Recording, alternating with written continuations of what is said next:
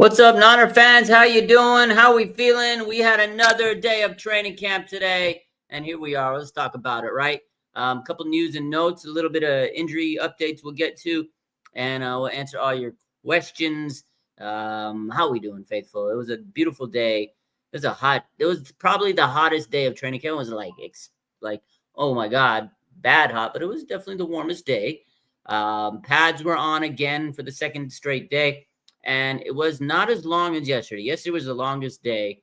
Today was a little bit lower tempo. I feel like they'll go pretty intense one day, and then the next day they kind of ramp down the intensity. It's still pretty, intense, but just not as much. They'll go on like when they have like that boom, just very, very tough day. The next day you could tell they tone it down. Players take a day off here and there. They're trying to be careful. They got to make it through training camp without injuries. So you had a guy like Ricky Pearsall. He didn't practice today. It was a scheduled day off. Mykel WIlliams didn't practice, but it wasn't a scheduled day. He had a minor ankle injury, is what the team is saying. Now, hopefully it really is minor. He did play through an ankle issue last year in college, so it's something he's, dealt with before. I just hope it's nothing crazy. You got to keep an eye on these things. So we don't want our star rookie defensive lineman to be dealing with an ankle issue, especially on a year where we're going to be relying on a lot of, young players. But again, we'll see how the rest of these weeks go. Tomorrow's a day off. Maybe he'll be back Thursday. He's looked fantastic in training camp. I mean, very, very impressive. It's been amazing looking and watching Mykel WIlliams through the last couple of days. But today he was not there. Again, it was not a scheduled day. They're saying he's dealing with a minor ankle injury. So Debbie says, did they stretch? One thing, I'll tell you what, man, Nick Bosa stretches like crazy. He's probably the one guy that you noticed stretches like crazy. He was stretching a lot. I think I got a clip of him warming up and he was stretching. Might have posted it. Nick Bosa stretches a lot. Christian McCaffrey stretches a lot. And I noticed Kittle stretches a lot. Those are your star guys. They know what it takes. I feel like Fred Warner stretches a pretty good amount too. I feel like these star players, they know. Oh, we got to stretch. Some of these young bucks, they do a couple little like mat moves and they go right to it. I feel like because they're young, they don't think they're, going to get any injuries. And unfortunately, a lot of the players that are hurt are some of these younger guys. So it's important. Young bucks, stretch. It's very important. But yeah, again, it's the same thing every day. They get up, they put their pads on, they hit the field. I don't notice a lot of them stretching. Some of them do, some of them don't. But we'll see how the rest of these next couple of weeks go with practice. But tomorrow they have a day off. They're back, I believe, Thursday. So they're like 3 days on, 3 days, and then they have a day off in between, and then another 3 days on. So it's kind of like a pattern. We'll see, though. Again, see how these next couple of practices go. They're ramping up with the pads off. So I love to see the intensity. And one thing I love about, when the pads are on, you have the one-on-one version, the one-on-ones. Today, yeah, I'm really keeping an eye on the pass rush drills. I saw a few of like the past, matchups when they have the secondary and the wide receivers go up. I saw D Winters make a fantastic PBU. I was aggressive, but I was kind of keeping an eye on those pass rushers because it's just fun. It has a lot of energy. Like Trent Williams and Nick Bosa, that's always a great sight. Trent Williams beat Bosa again today. They only go one. They keep Trent pretty, inactive during that period. He gets 1 rep. It's against, Nick Bosa, and then he packs it up, and then he goes to the team drills. But, that 1 rep is enough for him during those one-on-ones. But the guy who's just making a lot of buzz is CJ West. He won 3 out of 4 reps today. Yesterday, he was 5 out of 5. That man is fantastic. I love watching CJ West, man. This guy's just violent.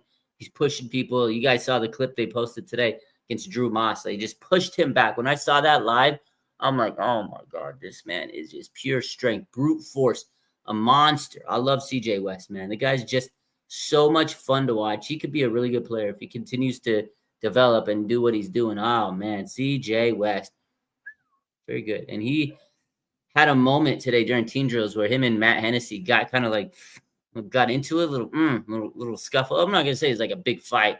Again, it was just very minor, kind of like Lenore and Jennings the other day when they kind of got into it was like little tussle. And today you could tell after a play, CJ West was like up in his. If I'm Matt Hennessy, I'm not letting CJ West I'm letting him do what he needs to do. I'm not getting in that man's face. That man is a violent dude. His hands are insane. And you know what? Tomorrow, Matt Hennessy, if you're lined up, or sorry, Thursday, if you're lined up against CJ West, count your days, because CJ West is coming for blood. I can tell you. I'm telling you, that man is a monster. I love watching that guy. Another guy who looked pretty good today on pass rush drills and during team drills, pass rush drills being one-on-ones. Bryce Huff, I like him. He's got some good speed. He can win outside, some good leverage, good technique. I really like what I've seen out of him. He's going to be explosive. Him and Nick Bosa. Nick Bosa, of course, looks good. But Bryce Huff probably had a couple sacks if they recorded sacks during this period. They don't. But Bryce looks good. Nick Bosa looks good. A lot of people are asking yesterday about Alfred Collins. He's a slow guy. He doesn't really have pass rush moves. He's a big guy. He's a strong guy, 6'5", 320, but he's a guy that still needs to work on a lot of, pass rush technique. But again, he never really went to OTA. He didn't go to OTAs. He's still, learning and figuring out the NFL playbook and stuff. So we'll see. Today, a lot of wide receivers were not there. Ricky Pearsall had a scheduled day off. No Juwan Jennings for the second day in a row. Clay Kubiak said that he's just going to take it day by day with them. They're not sure how severe it is. They're really unclear on and uncertain on when Jennings can be back. So it's a little bit of an issue. And we know Jacob Cowing has the hamstring issue. So today you had guys like Demarcus Robinson, Clementis St. Brown, you had Jordan Watkins, you had a bunch of Isaiah Nair, Hodgins, you had, who's the other cat? Russell Gage. Russell Gage had a few good plays. Brock Purdy hit a nice pass to him. But the play of the day was the rookie Jordan Watkins. He's developing into a nice deep threat. I mean, beautiful home run. Brock Purdy hits Watkins in stride, deep bomb. Oh, my God. Beautiful play. Touchdown. Woo. It's a good play. And, I mean, I want to say Luther and Pinnock were the safeties, and Jordan Watkins just 4.27 speed or whatever it was, a 4.3 speed, something like that. That man showcased his speed. He just went right by the safeties. And I was like, everybody was like, oh, play of the day. Definitely the play of the day. Now, Brock Purdy wasn't perfect. He threw a pick, kind of a weird play, rolled out, kind of a broken up play, throws a pick. Luke Gifford makes the play on it. And George Kittle, according to the media, we didn't hear it, we were way in the back, but the media says he told him, don't tweet that. He said, don't tweet that shit. And, of course, everybody had to tweet it. But, yeah, it was an interception by Brock, but he had a pretty good day. I wouldn't say it was like the greatest day ever. It was good. When he was on interception, but Brock Purdy played fairly well. Again, there was no receivers really out there. A lot of your starters were on the mend today. So he made the most of what was there. The Watkins play was fantastic. The play to Russell Gage, beautiful layered pass. I will tell you this, Mac Jones, man. Mac Jones, I think he missed like 2 passes. 11 for 13. This guy is very confident in the system. He has a beautiful pass. Kyle Shanahan should have drafted Mac Jones back a couple years back. I think he made a mistake. I think we all look back, hindsight's 2020. He knows the system. He's very comfortable in this system. I think he's picked it up very well. I mean, we know he doesn't have this huge ceiling. We know he's not gonna be like Pro Bowl guys hot, but first year in the league as a rookie, he was a Pro Bowl. I think he would have came in and done okay. We would have won games. Trey Lance, very, wet behind the ears, very, not developed player, didn't have a lot of experience, but the potential, the ceiling was like sky high. I was like, oh man, and I could see why they wanted him. I wanted him. I wanted anybody but Mac Jones, right? That was the whole take back in those days. But Mac has been pretty good. I mean, I'm going to say better than pretty good during training camp. He's definitely the QB2. There's no question. And I feel confident that if he had to play this year, with an injury, hopefully not to Brock, I think Mac Jones could come in and be a very serviceable quarterback and they could win some games. So that's what you want out of your backup. And Mac's been really good. He's made some nice throws. He's had good connections with most receivers out there, and I'm happy. So today was nothing different. He had a pretty good day. A lot of backups got a lot of work today, right? There was not a lot of starters in terms of receivers, and a lot of players were, De'Amon Lenore was out. You had Mykel WIlliams was out again with the ankle. So it was nice to see a lot of these players in the secondary, man. They're getting opportunities. Dallas Flowers, Jacob Robinson, and Trey Brown and Jason Pinnock. A lot of these guys are getting opportunities that they probably wouldn't get normally. And Upton Stout. So Marquise Seigel. These guys are getting a lot of opportunities, a lot of, chances and snaps to really hone their game. So it's a big competition. Nobody's, taking that role. I think if it started today, though, I would say Upton Stout's probably done enough to take that nickel role. He's been very aggressive. I like what I've seen out of him. So Jones is a great thrower of the ball. He just suffers from Sam Darnolditis. Yeah, that's true. Tej says, first it was O-line, then quarterback, now wide receiver. We need some quick, can't go to playoffs with rookies. That's the thing, man. Rookies, they look promising, but you definitely need to make sure you have some key veterans that can help you out. Let's see. Due to the wide receiver core situation, 49ers could have gotten Luke McCaffrey, says California man. Just saying, I wouldn't hate Luke McCaffrey. They need something. They need players.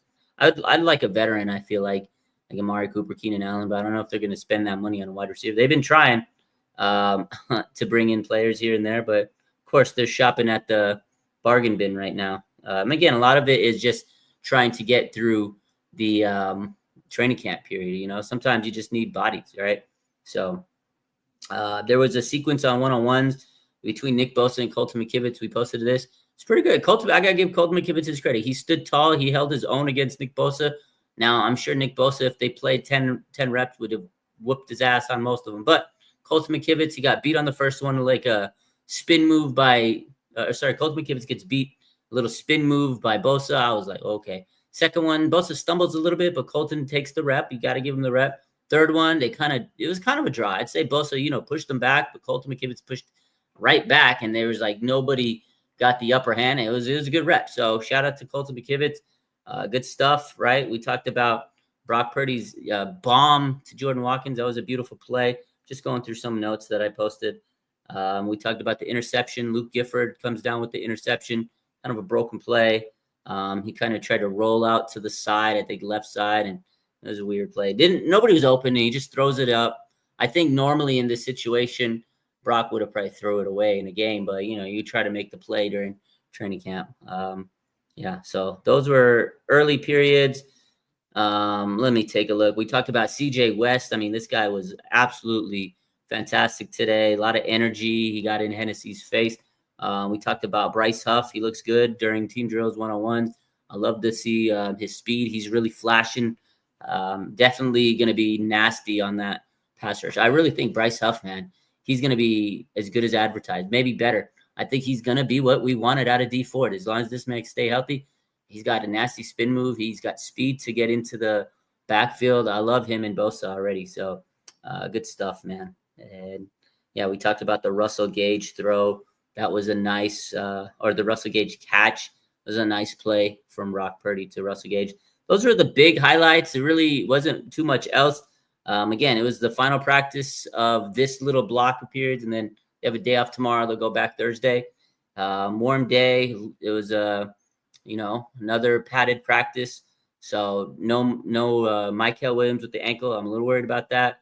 No Diamo Lenore. And then Ricky Pearsall had a scheduled day. I don't think Jordan James practiced. I didn't see him out there. So that's another guy I mentioned that I didn't notice today, which is, a guy that stood out every day. So for him not standing out tells me he wasn't there. I don't know. I don't know if I seen anybody say this or anybody tweet about this or any reporter, but today I don't think I saw Jordan James, but I saw a lot of Isaac Correndo and he looked pretty good. So take a look. That's pretty much it today. Honestly, it was a very low key training camp. Again, those are your big plays. Those are the big things. So I did see Renardo Green working to the side field. He was working his way back from a hamstring injury. He had the hoodie, so it was hard to make out at first, but then I zoomed in with the binoculars. That's Renardo Green. So I saw Renardo Green working his way back from a hamstring. We need him back. We definitely need him back because the secondary's got a lot of questions if they don't have Renardo Green. I do say Louis says Cordell Patterson. Yeah, he's available. He got cut yesterday. Hey, I'd like to. You know what? He's a guy that he's on a little bit of the older side, but I think he'd take lower money to play with the Niners. He's a weapon. He's like he's like another Deebo Samuel type player, right? An all around wide back type guy. I think he could play the role that Deebo played. I don't know if he's as fast as Deebo. I don't know, if he's as explosive, but that man, I think he's still got a little bit of oomph in him. I wouldn't hate getting Cordero Patterson. Yeah, I know he's available.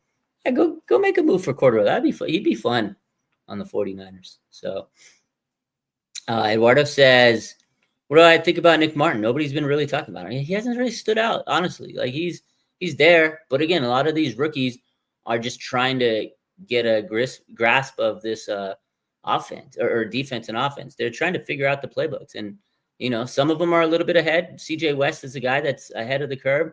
Upton Stout, I'd say he's ahead. Mykel Williams, but then there's guys that are still trying to figure it out, and it's not that they're bad. I just think, and Robert Saleh said the same thing. He says they're coming along. They're guys that are still just trying to, figure out the ropes. But I think right now, D. Winters is your clear-cut linebacker too. Like this guy looks so good. Kind of looks like Jerry Greenlaw out there. He's aggressive. He's, running sideline to sideline. He's all over the field. He's making plays. He's flying around the field.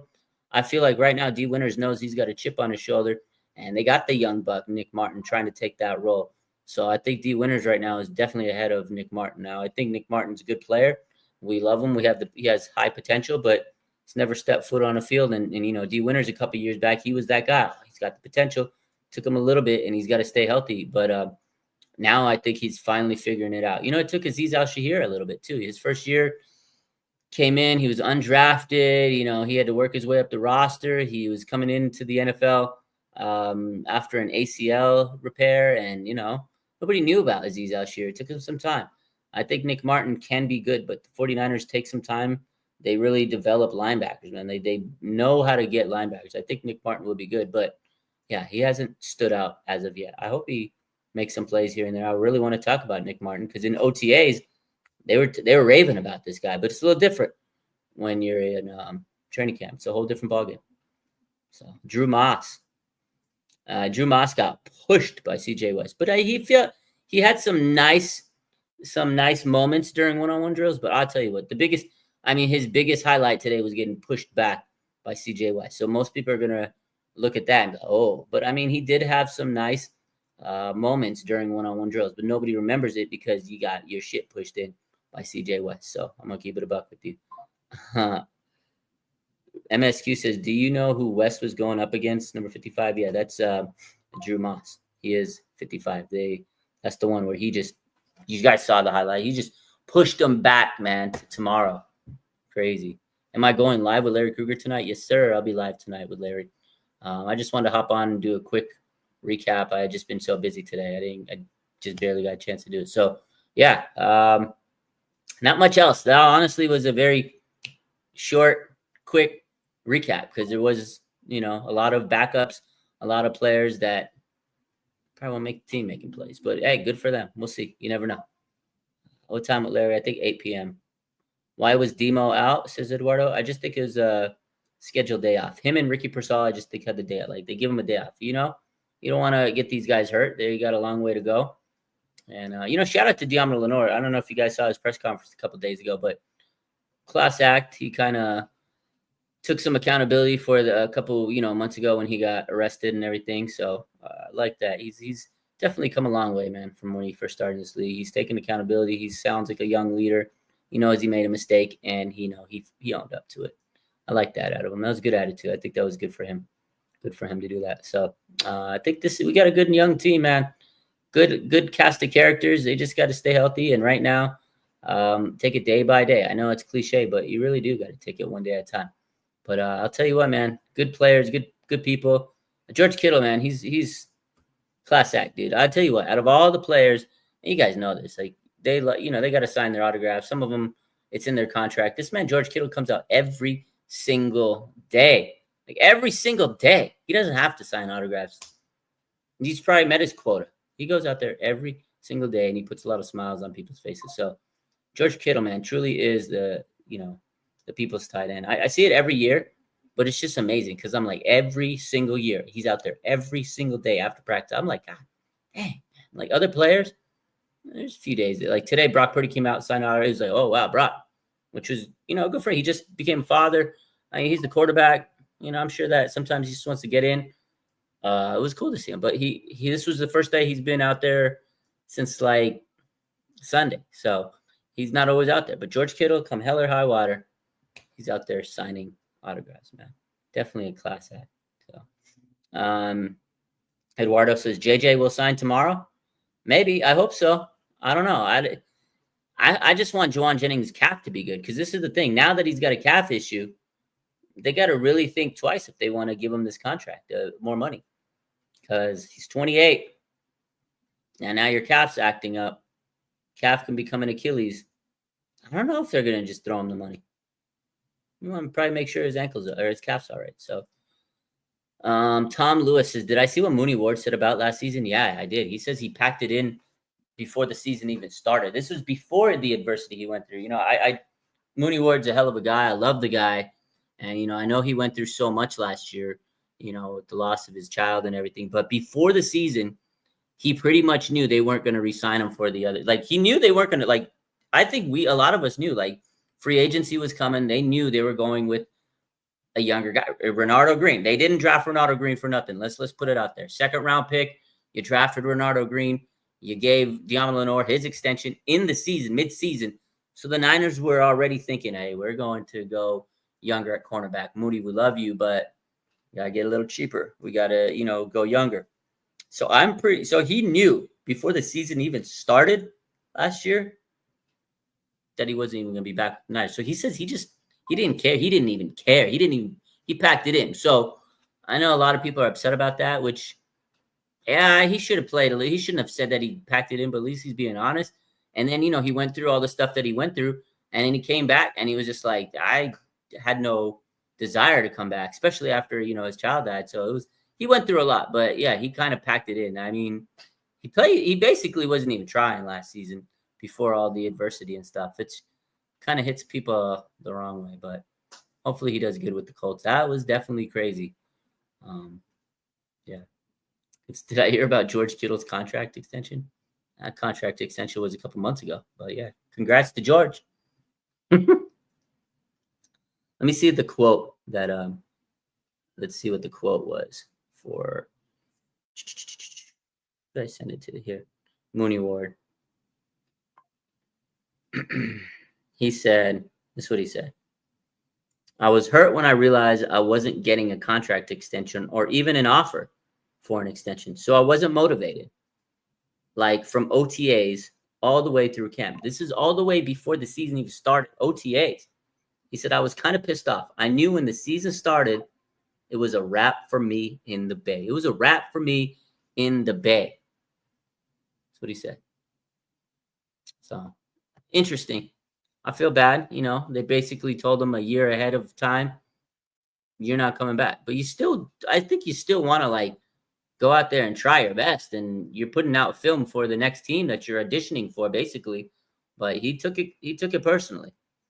He says, I just tried to tough it out all those games after I came back. This is after, the adversity he went through, lost his child. He came back. He goes, all those games after I came back, he says, I gave 0 fucks, to be honest. He said he didn't even give it. He didn't care about playing for this team. Crazy. And then he says, you want to feel wanted. You want to feel like those guys want you to play for them, no matter what. So he didn't feel wanted, which is kind of interesting because yesterday, Dre Greenlaw talked about why he went to the Broncos. He says, they made me feel wanted. So I feel like the 49ers already decided as an organization that, hey, there's certain players we want back and you guys aren't it. And it's not that they don't like Dre Greenlaw. It's not that they didn't like Charvarius Ward. It's not like they didn't like some of these guys, but they knew we had to cut some costs. And this offseason was very interesting because lost a lot of players. They brought in some cheaper guys. They had to do what they had to do. Is they had to sacrifice players for business. But you could tell it hit some of these players the wrong way, like Mooney Ward and Dre Greenlaw. But it's pretty deep, man. Pretty deep. Louis says, I changed my mind about signing Christian Wilkins. Bro, it's hella sus. Yeah. J49 says, how did the corners look? Who will replace Green? Hopefully Green's strong enough to come back in a few weeks and they don't have to replace him. But I think Dallas Flowers has looked pretty good. Jacob Robinson, undrafted player out of BYU. Those two guys have looked like the best corners outside of Lenore and Renardo Green. Those two guys have been very good. Young players. I think Flowers is from the Colts, but he didn't play last year because he had an Achilles issue. But I think he's fully recovered not bad. This guy's making plays in training camp, and Jacob Robinson has looked very good. Jacob Robinson actually looked more than really good. He's been fantastic. But that's pretty much it today. I'm going to be live with Larry Krueger a little later. Quick update, nothing crazy. Day 6, I think it was today. Day off tomorrow. Thursday, now check this out. Thursday, they don't have an open practice. So you can't buy a ticket to training camp on Thursday. But your boy, he's going to be there. Because I get a private screening from courtesy of Gold Bar Whiskey, one of my sponsors. They hooked it up with the VIP day. So I'm going to be one of the lucky few that get to go watch practice on Thursday. So shout out to Gold Bar Whiskey. Thank you for them. Thank you guys for the support. I appreciate you guys. Honestly, you guys are awesome. I appreciate you guys for tuning in and always liking the content on every platform, X, Instagram, Twitter, or X is Twitter, and YouTube and everything else. So appreciate you guys. Good stuff for you guys. And yeah, we'll see how the rest of the week goes. And last question, Louis says, are you rooting for Jim Harbaugh and Trey Lance on Thursday? Yeah, I am. I'm rooting for Trey. I honestly, man, listen, I know Trey gets to start on the Hall of Fame game. I think Harbaugh could fix this guy. You know, if you remember, Alex Smith, before Jim Harbaugh came, it's not good. He had a lot of different coaches. He was very young and underdeveloped. I kind of feel like he's maybe Trey Lance not exactly as good as Alex Smith could be, but I feel like there's some similarities there. Very similar kind of start to their career. Both did not start very good. And Jim Harbaugh might be the guy to save Trey Lance. I'm rooting for him, and I hope Trey Lance goes out there and dices it up. Now, we'll see. Because it took Smith a couple years to really become something decent, and then he became pretty good. So might just need the right guy, the right coach, and maybe Harbaugh could turn this guy around. So we'll see. Anyways, you guys have a good rest of your night. We will be live with Larry Krueger. See you tonight, 8 p.m. Pacific. He'll probably be late. Hopefully not. We love y'all. Go Niners.